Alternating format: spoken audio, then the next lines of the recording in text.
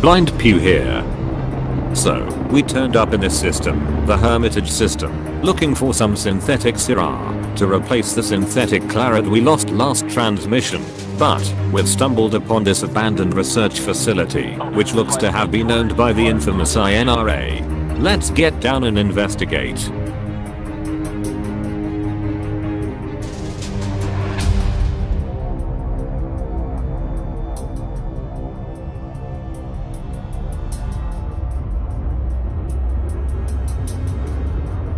Ben, my chief of engineering.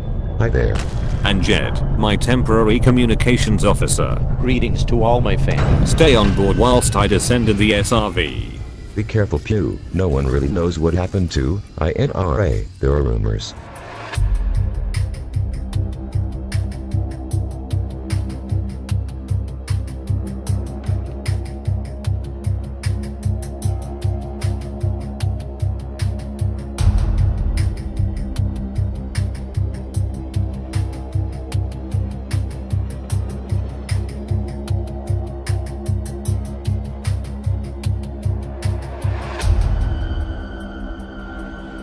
For the love of, why do they always build these bases on top of a field of amazingly inconvenient and irritating rocks?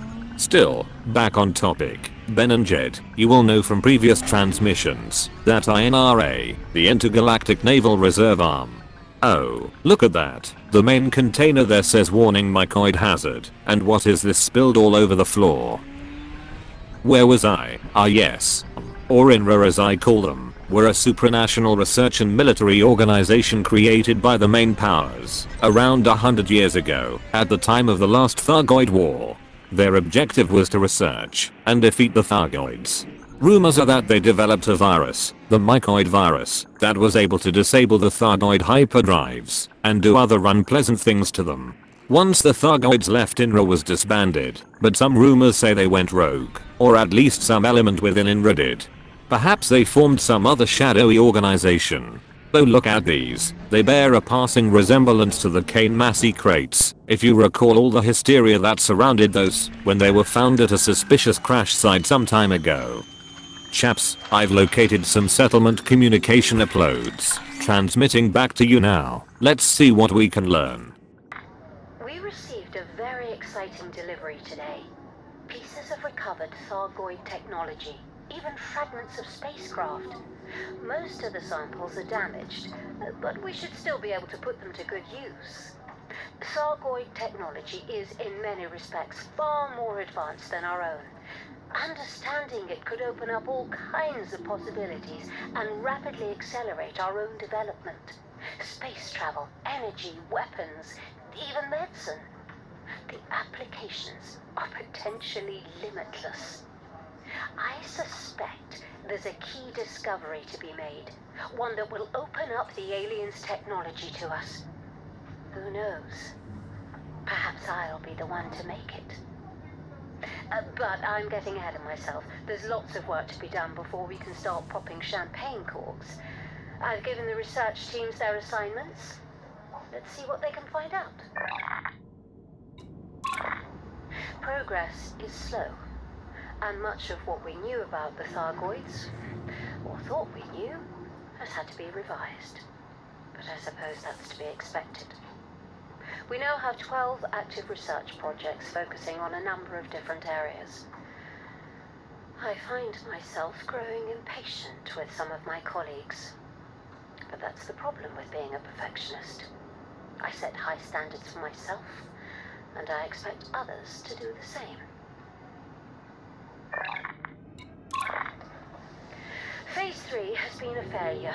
I sincerely believed we were making progress, but just because something works in theory does not mean it will work in practice. There have also been issues with the junior researchers. Some of them think they're being monitored, and one actually believes she's being held here against her will. Of course, those who have worked in this sector before know this is not the case. Naturally, our employers keep an eye on us. The work we're doing is extremely sensitive. We're researching alien technology after all. It's a question of security. Some people can find a conspiracy in anything. Our employers have become preoccupied with one of the research projects. Although I've repeatedly told them it's a dead end. It isn't even an official project. It's just something that one of the junior researchers cooked up in his spare time. He's a specialist in agricultural science, trying to wipe out famine or something. Apparently, he's created a biological agent that incapacitates the alien technology. Here we are, devoting millions of credits and countless hours to understanding this technology, and he's trying to destroy it. If it were up to me, I'd cut him from the project entirely. But our employers seem to think his work has merit. So, they did indeed develop the mycoid virus. I'd hazard a guess. That is what was stored here, and is all over the floor, and is what is responsible for what looks like infection at the Thargoid structures. What was it was said in that fragment of message we picked up from the shadowy organization near the Thargoid structures? Imparticle concentration remaining static. Someone is monitoring the mycoid infection levels at the Thargoid structures. This is all very illuminating, but I'm sure there is more to learn. Ben, Jed, I'm heading back up. Oh, great. Break time over everyone. Ben, prepare to leave immediately. Plot a route back to the Pleiades. There are several other interesting phenomena I want to investigate. So much happening. I may have to put out some extra transmissions, if I can be bothered.